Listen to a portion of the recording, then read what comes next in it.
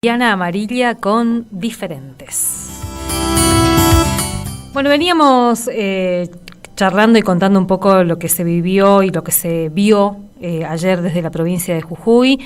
Durante varios días estuvimos hablando también con referentes de trabajadores de la educación, con legisladores de esa provincia, contándonos desde la protesta hasta advirtiéndonos sobre la preocupación por la reforma constitucional que estaba en marcha.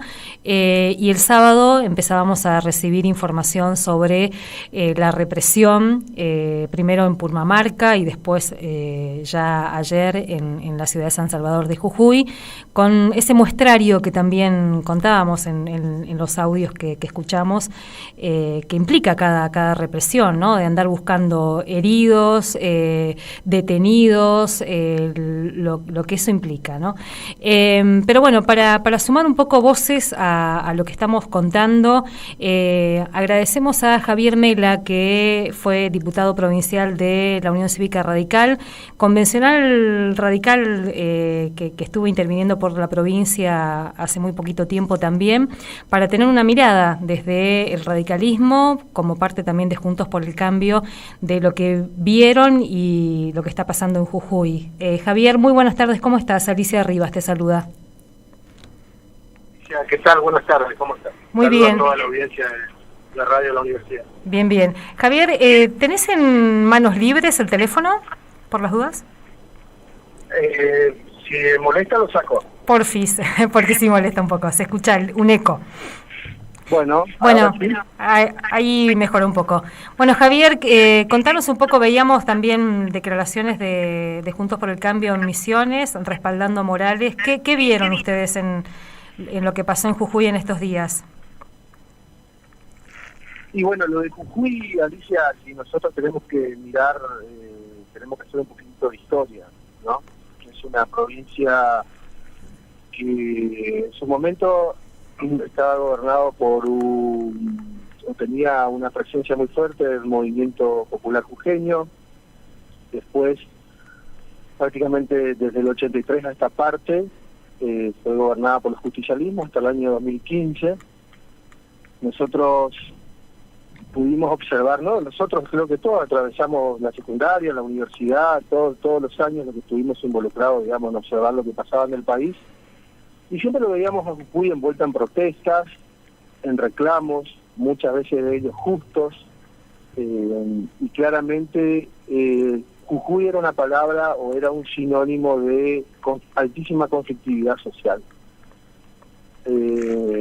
donde inclusive vos, si recordarás, los propios gobernadores del PJ, los últimos, tanto Walter Barrionuevo como el mismo Eduardo Fellner, vieron cómo se organizó en la provincia de Jujuy, a través de la organización Tupac Amaru, un estado prácticamente paralelo, donde recibían cuantiosos fondos que iban, en muchos casos, a resolver problemáticas históricas de la comunidad jujeña, y en otros casos a desarrollar una vida institucional paralela al funcionamiento del Estado, que tiene sus complicaciones.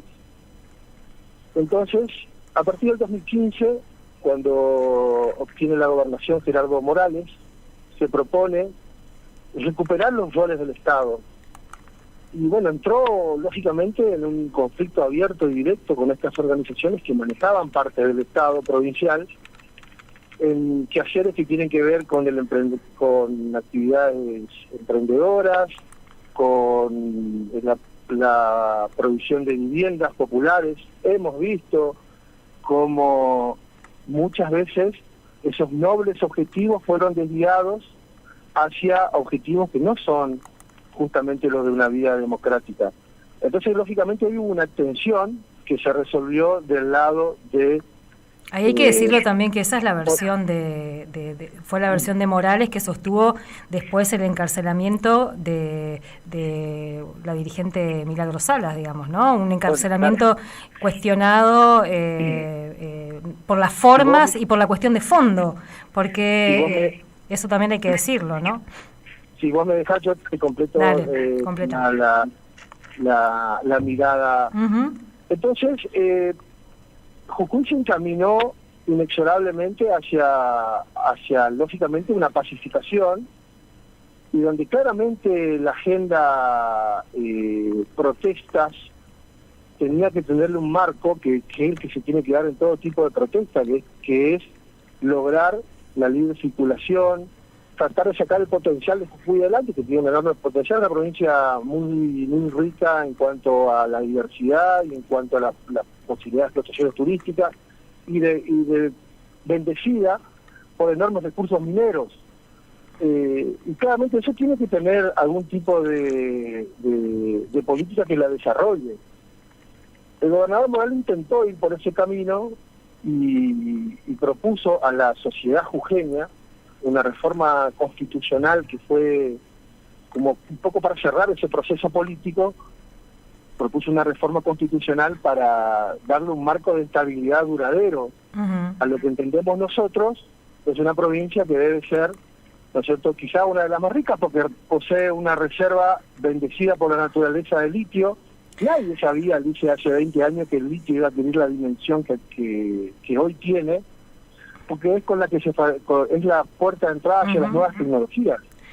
Ahora, bueno, para preguntar ahí, digamos... Repito, inició un proceso de reforma constitucional, fue votada esa reforma constitucional por la mayoría del pueblo jujeño, se reunió la Convención Constituyente y aprobaron, no te diría por unanimidad, pero casi por unanimidad el texto de la reforma constitucional.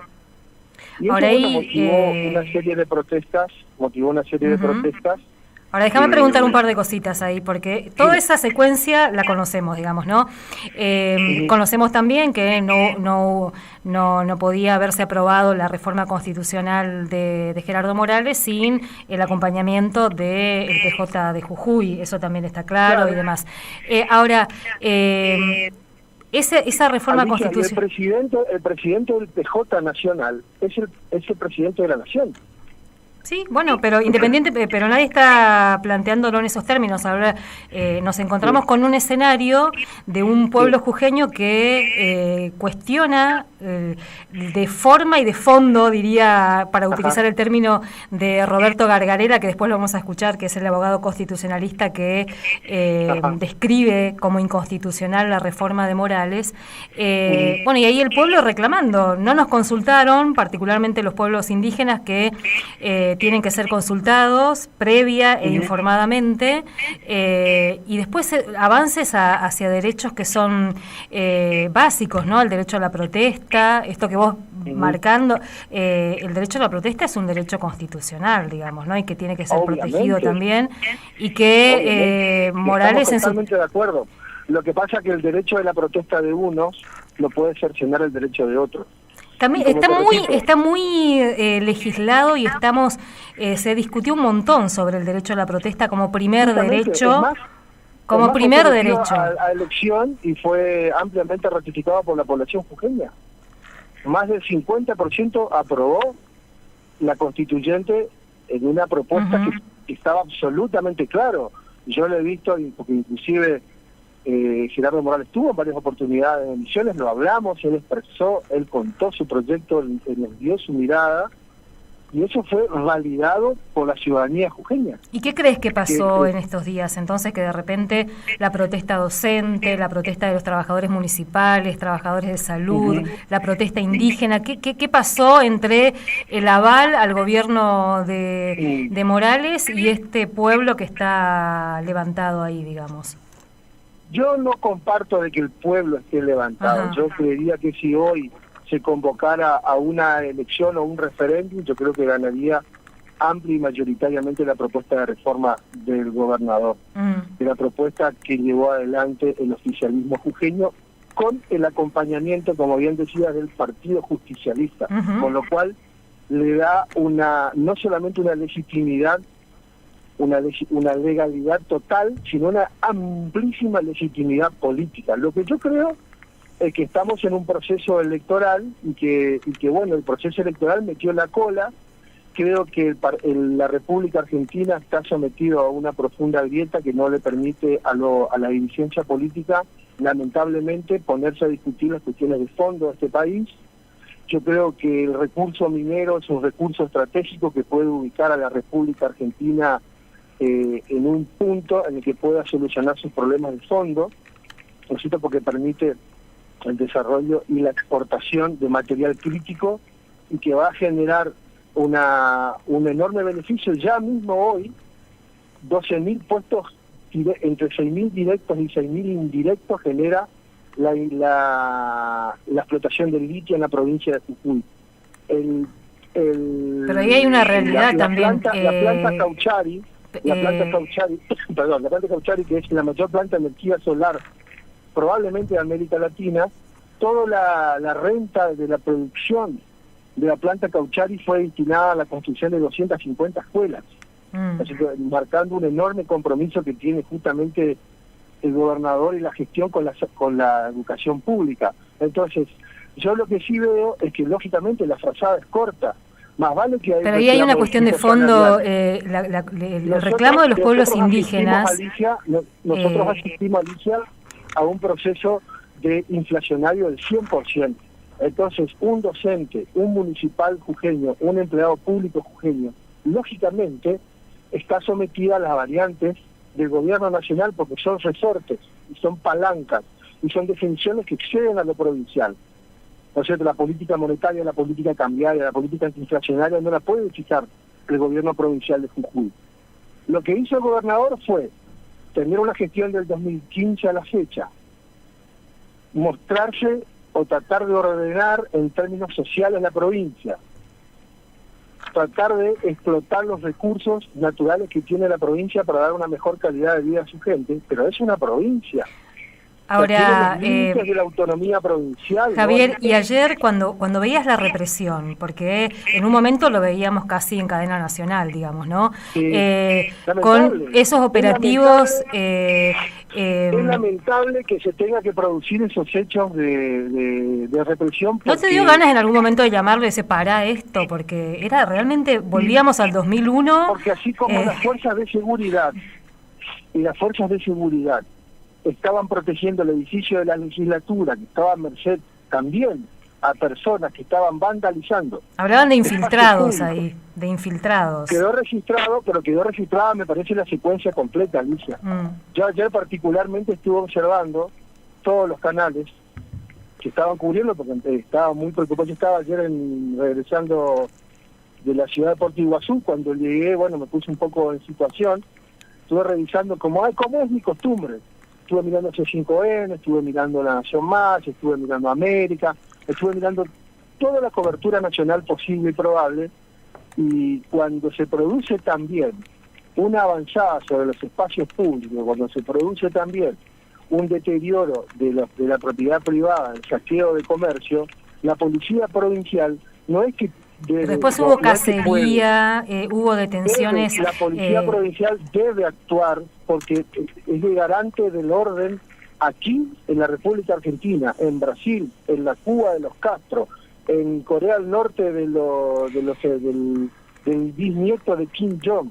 En cualquier país que se precie de tener un grado de civilidad tiene un Estado de Derecho. Ahora, Javier, la ONU, la OEA, de esa manera, marcando la OEA, la ONU, con sus organismos, marcando lo excesivo, y es la palabra que ellos usan, lo excesivo de la represión, y inclusive la ONU marcando también sobre, diciendo algunas cosas sobre... Yo no sé si, Alicia, si tuvo tiempo la ONU de tomar nota y sacar un dictamen con los lentes de todos los organismos internacionales.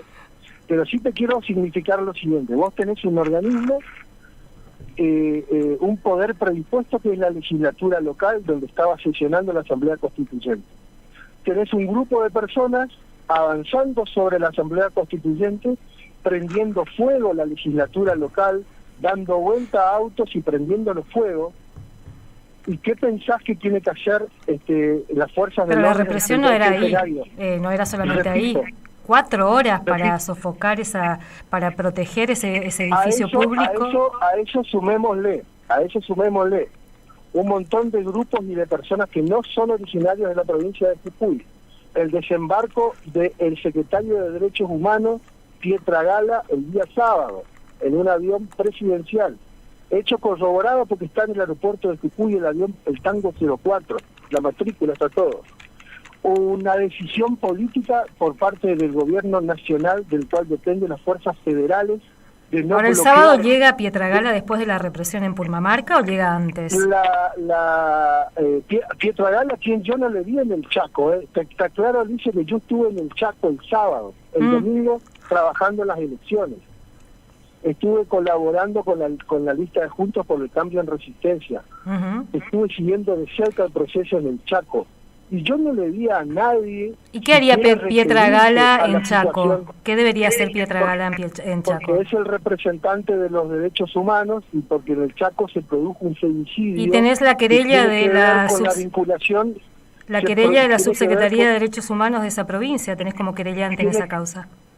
Tiene que ver, porque así como te vas a Jujuy, tenés que poner la misma vara en todas las provincias argentinas. Pero estás hablando de un crimen, y estás hablando de represión del Estado.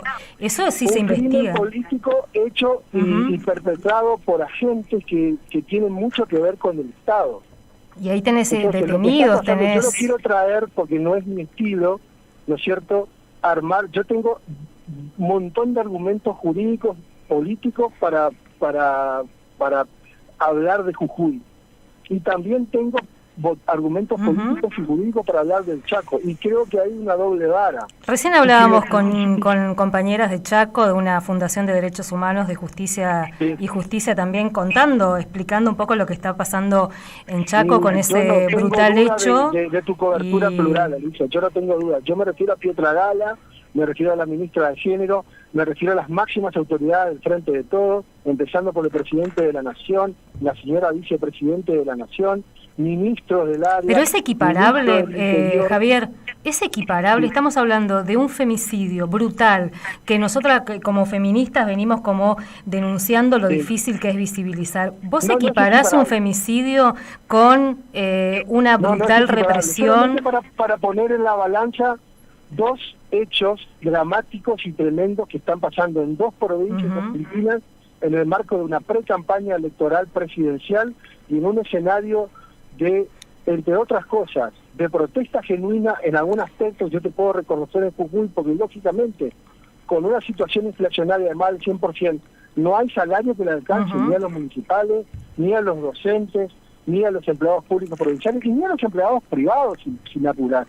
Es dramática la situación económica. Entonces todo eso también son aspectos. Yo cada vez que escucho, y te lo digo como para ir cerrando, te lo digo para ir cerrando así en ánimos también de dialogar. Cada vez que escucho que nos dicen, pero no están mirando Chaco, y lo que está pasando con el femicidio Chaco, me sale decir esta frase que decimos las feministas, no en nuestro nombre, porque en nuestro nombre banalizan la situación de la violencia más extrema, más cruenta de la que somos víctimas las mujeres.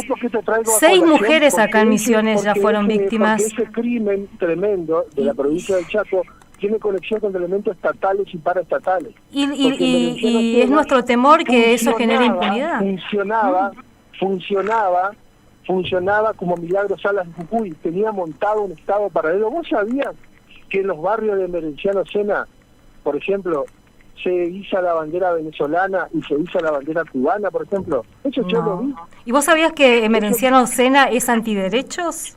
Porque nos chicanean. Es un antiderechos manifiesto, o sea, estuvo en contra de la ley de interrupción voluntaria del embarazo, está en contra de toda la agenda feminista que venimos reivindicando. O sea, yo no lo reivindico a Merenciano, ni mucho menos, o sea... No, yo no estoy diciendo que vos reivindiques a Alicia.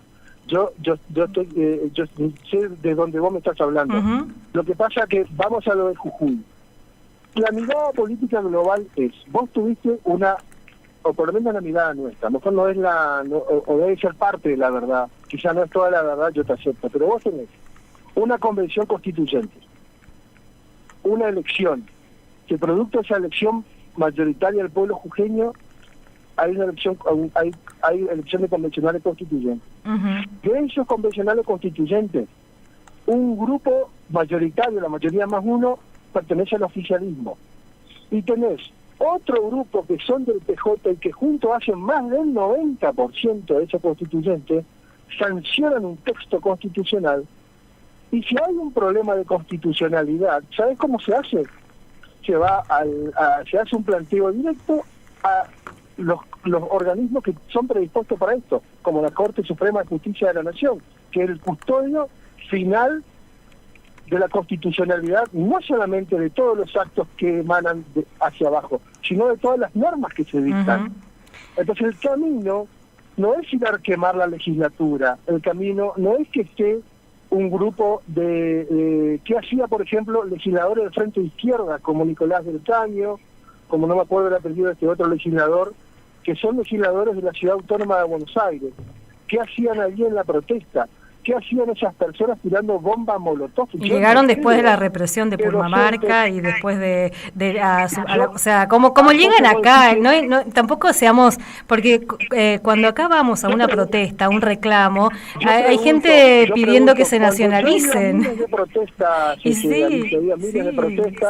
estuve cuando fue la represión del puente en Corrientes en el año 99, cuando era estudiante, estuve en un montón de protestas y fui candidato a una constituyente en el año 2006 que le dijo a Rovira no a la reelección indefinida.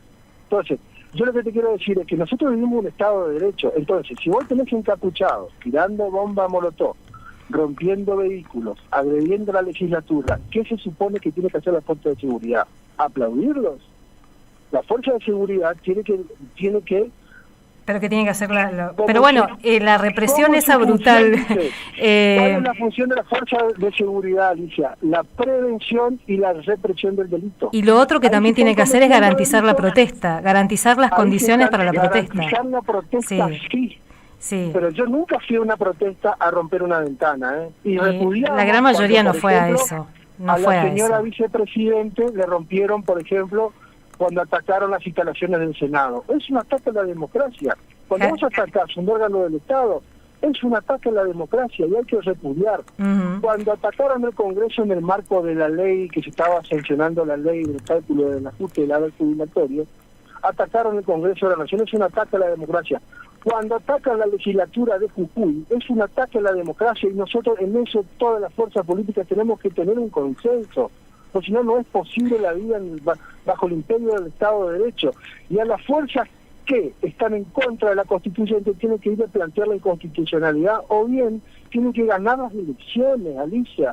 Sacaron menos el partido de Milagro Sala. Ni siquiera pudo ubicar a un solo convencional constituyente porque la gente no le votó. La gente Javier, seguramente vamos a seguir charlando porque está bueno poder discutirlo en términos también, porque acá hubo un pronunciamiento también de Juntos por el Cambio, del que forma parte del radicalismo en la provincia, así que queríamos... ¿Por qué hubo un aprovechamiento? No coincido. Un pronunciamiento, dije, ¿vos escuchaste aprovechamiento? No, dije un pronunciamiento. Claro que hubo un pronunciamiento, porque nosotros estamos con la legalidad, dice, hay un Estado de Derecho. Y en el Estado de Derecho la protesta es constitucional. Así que el derecho a la protesta es un derecho que tiene que estar garantizado y no puede ser que te maten en una protesta. No puede ser que te maten en una protesta. Pero bueno, Javier, no le mataron a nadie. No sabemos qué pasa con la persona que fue herido y que está ahí en terapia intensiva. Pero por supuesto, no sabemos.